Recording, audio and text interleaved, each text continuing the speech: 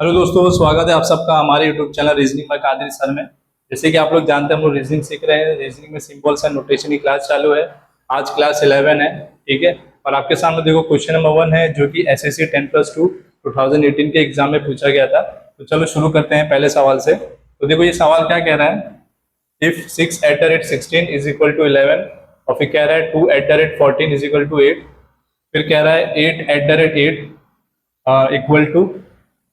Equal to क्या है, हमें पता करना है। एक मिनट, क्वेश्चन बराबर नहीं है। 8 @ 8 कितना हो जाएगा, ये 8 हो जाएगा, ठीक है। फिर बोल रहा है कि the find the value of 10 @ 18। तो 10 @ 18 क्या आएगा, हमें बताना है। तो देखते हैं कि इसमें लॉजिक क्या चल रहा है, उसी लॉजिक के अकॉर्डिंग हम पता करेंगे 10 @ 18 क्या आएगा, ठीक है। तो देखो 6 @ 16 कैसे हो सकता है, और ये 11 कैसे बनेगा, क्या इसमें लॉजिक लग रहा है, तो हम देख लेते हैं। अगर देखो हम 6 को @ को अगर हम प्लस मान के चले और इसमें 16 प्लस कर दें, 6 में 16 प्लस करेंगे तो कितना हो जाएगा, 22 हो जाएगा, ठीक है। अब इसको 11 बनाने के लिए क्या करना पड़ेगा, 22 को तो 2 से डिवाइड करेंगे, इसको तो 2 से डिवाइड करेंगे, देखो 11 आ चुका है। अब सेम लॉजिक इसमें अप्लाई करेंगे 2 @ 14 के में। तो देखो 2 में प्लस 14 करेंगे तो कितना हो जाएगा, 16 हो जाएगा, ठीक है। अब इसमें भी 2 से डिवाइड करेंगे तो कितने टाइम जाएगा, 8 टाइम जाएगा। तो यहाँ पे देखो 8 आ चुका है। अब देखो सेम लॉजिक इसमें अप्लाई करेंगे, यहाँ पे ये 4 आएगा, बराबर, ठीक है। अब देखो इसमें इसमें भी सेम लॉजिक अप्लाई करेंगे 8 @ 8 में। तो देखो 8 @ 8 में भी प्लस करेंगे, @ को 8 मान के प्लस मान के चलेंगे, इसमें 8 + 8 करेंगे तो कितना हो जाएगा, 16 हो जाएगा, ठीक है। इसको भी 2 से डिवाइड करेंगे तो यहाँ पे 8 हो जाएगा। अब देखो ये तीनों में सेम लॉजिक लग रहा है। अब ये सेम लॉजिक जो है 10 @ 18 में लगाएंगे, तो देखो 10 और @ को हम क्या मान रहे थे, +18, ठीक है। 10 और 18 को प्लस करेंगे कितना हो जाएगा, 28 हो जाएगा। अब इसको 2 से डिवाइड करेंगे तो कितना हो जाएगा, 28 को 2 से डिवाइड करेंगे तो ये 14 हो जाएगा। ऑप्शन नंबर 4 आपका राइट हो जाएगा, ठीक है। तो इसमें लॉजिक क्या लगा है कि हमने @ को प्लस माना है, और दोनों नंबर को प्लस किया है, प्लस करने के बाद 2 से डिवाइड किया है। तो 2 से डिवाइड करने के बाद हमने सेम लॉजिक 10 @ 18 में ये लॉजिक को अप्लाई किया। अप्लाई करने के बाद कैलकुलेट किया तो हमें क्या मिला, 14। तो ऑप्शन नंबर 4 में ये 14 है। काफी अच्छा क्वेश्चन था, जो कि एसएससी 10+2 2018 के एग्जाम में पूछा गया था, ठीक है। तो मुझे उम्मीद है क्वेश्चन आपको समझ में आया होगा। देखते हैं अगला क्वेश्चन।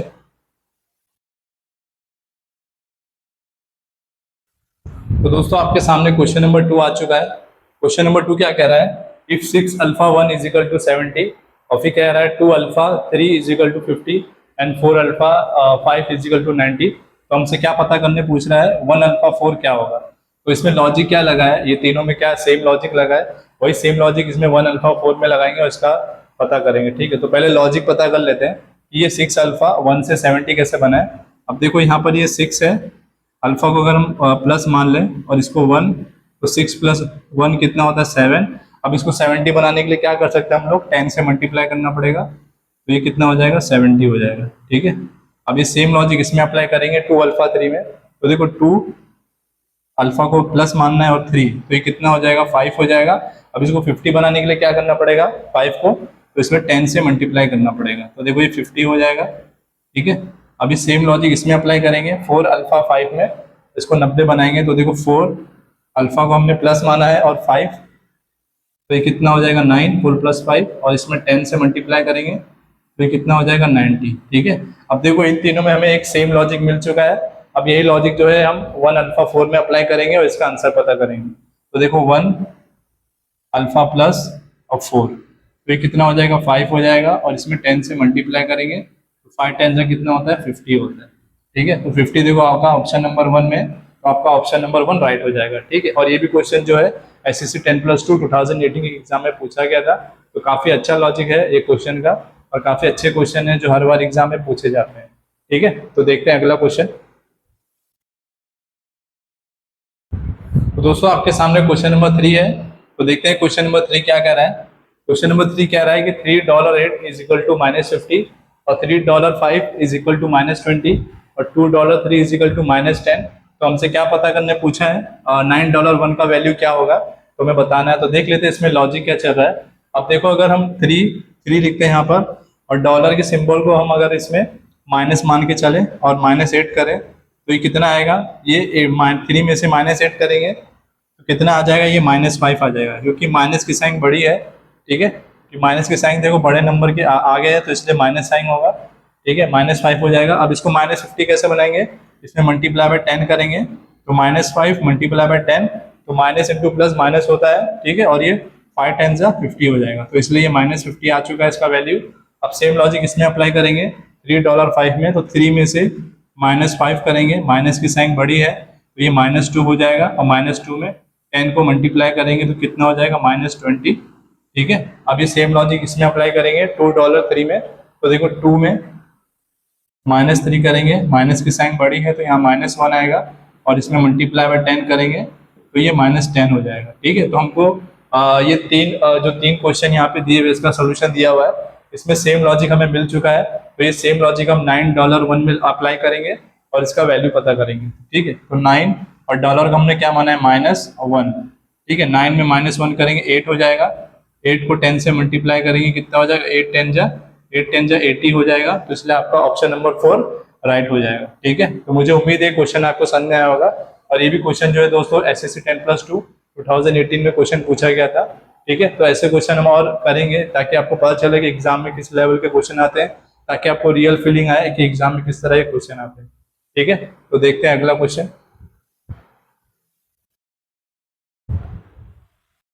दोस्तों आपके सामने क्वेश्चन नंबर 4 है। क्वेश्चन नंबर 4 क्या कह रहा है, इफ 12@18 इज इक्वल टू -3, ठीक है, फिर कह रहा है 18@6 इज इक्वल टू 6, फिर कह रहा है 16@8 इज इक्वल टू 4।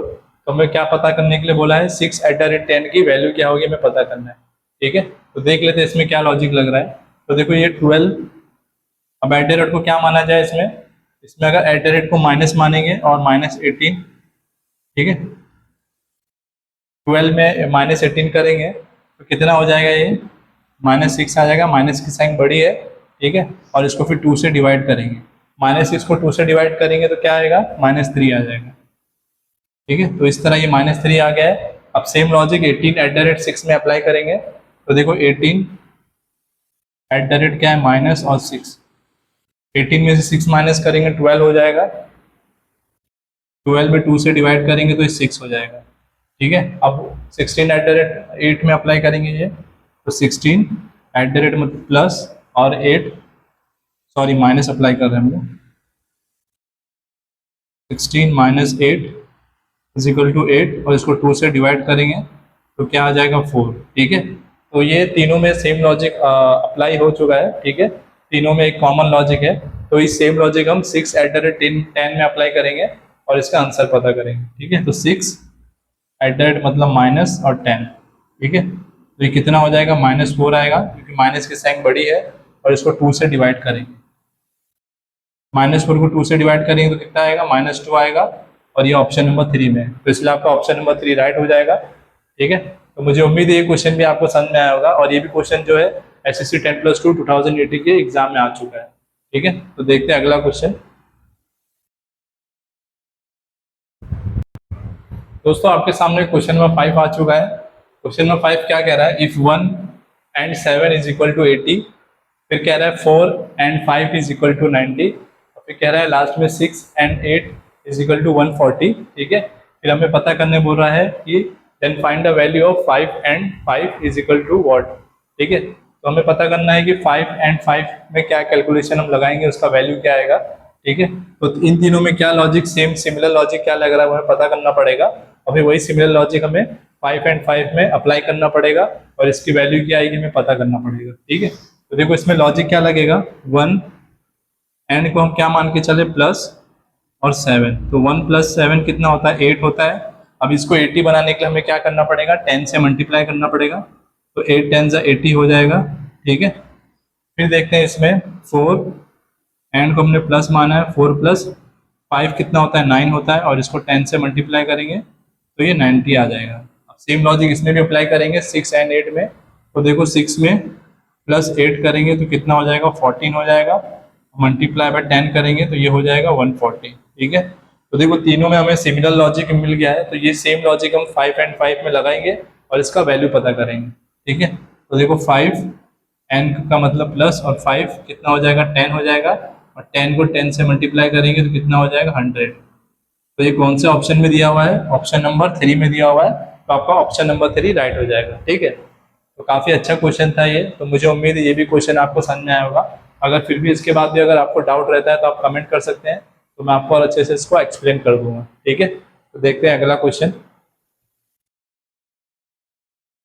तो दोस्तों आपके सामने क्वेश्चन नंबर 6 है। क्वेश्चन नंबर 6 क्या कह रहा है देख लेते हैं। तो ये कह रहा है कि 13 and 8 is equal to 10, 11 and 6 is equal to 10, और फिर कह रहा है 17 एंड 4 इज इक्वल टू 26। फिर हमें क्या पता करने बोल रहा है, 15 एंड 1 इक्वल टू कितना होगा, मतलब इसका वैल्यू क्या आएगा वो हमें पता नहीं। ठीक है, तो देखो इसमें क्या लॉजिक लगा सकते हैं हम लोग 10 बनाने के लिए 13 और 8 को। तो इसमें देखो 13 एंड को हम अगर माइनस माने -8, 13 -8 कितना हो जाएगा 5 हो जाएगा। अब इसको 10 कैसे बनाएंगे, तो इसमें 2 से मल्टीप्लाई करेंगे, 5 2 जाइए ऐसे 10 हो गया। ठीक है, अब ये सेम लॉजिक इसमें अप्लाई करेंगे 11 एंड 6 में। तो देखो 11 एंड को हमने माइनस माना है -6, 11 में -6 करेंगे तो कितना आ जाएगा 5 आ जाएगा, और इसको भी 2 से मल्टीप्लाई करेंगे तो कितना हो जाएगा 10। तो देखो 10 इसमें भी दिया हुआ है। अब सेम लॉजिक इसमें अप्लाई करेंगे 17 एंड 4 में। तो देखो 17 में अगर -4 करेंगे तो कितना आ जाएगा 13 आ जाएगा। ठीक है, 13 को 2 से मल्टीप्लाई करेंगे तो 26 आएगा। तो देखो 26 भी दिया हुआ है। अब सेम लॉजिक देखो इसमें अप्लाई करेंगे, क्योंकि तीनों में हमें एक सिमिलर लॉजिक मिल चुका है, तो वही सेम लॉजिक हम 15 एंड 1 में अप्लाई करेंगे और इसका वैल्यू पता करेंगे। देखो 15 में -1 करेंगे तो कितना हो जाएगा 14, और इसको भी 2 से मल्टीप्लाई करेंगे तो 14 2 से कितना होता है 28।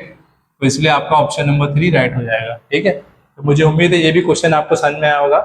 तो काफ़ी इतना टफ लॉजिक नहीं होता है, बस थोड़ा सा प्रैक्टिस की ज़रूरत है, तो आप लॉजिक समझ जाएंगे और कनेक्ट कर पाएंगे कि इसकी वैल्यू कैसे आ रही है। ठीक है, तो मुझे उम्मीद है आपको क्वेश्चन पसंद आया होगा। देखते हैं अगला क्वेश्चन। दोस्तों आपके सामने क्वेश्चन नंबर 7 आ चुका है। क्वेश्चन नंबर 7 क्या कह रहा है, इफ हैश सिंबल जो यहाँ पे हैश दिया हुआ है, ठीक है, हैश मीन्स माइनस, बोल रहा है ये एन का जो सिंबल दिया हुआ है मीन्स डिवाइड, और एट द रेट का सिंबल दिया है, ये कह रहा है eight the rate means multiply, और फिर कह रहा है कि डिवाइड मीन्स प्लस। मतलब ये जो सिंबल्स दिया है उसको हमें कैलकुलेशन वाले जो साइन होते हैं उसमें कन्वर्ट करना है, और फिर ये इक्वेशन को हमें कैलकुलेट करना है, और फिर इसका वैल्यू क्या आता है हमें पता करना है। ठीक है, तो चलो इसको सॉल्व करते हैं। तो 15 एट द रेट का मतलब क्या है, एट द रेट का मतलब मल्टीप्लाई है, तो ये मल्टीप्लाई बाय 2, डिवाइड किस में कन्वर्ट हो रहा है, डिवाइड मीन्स प्लस 900।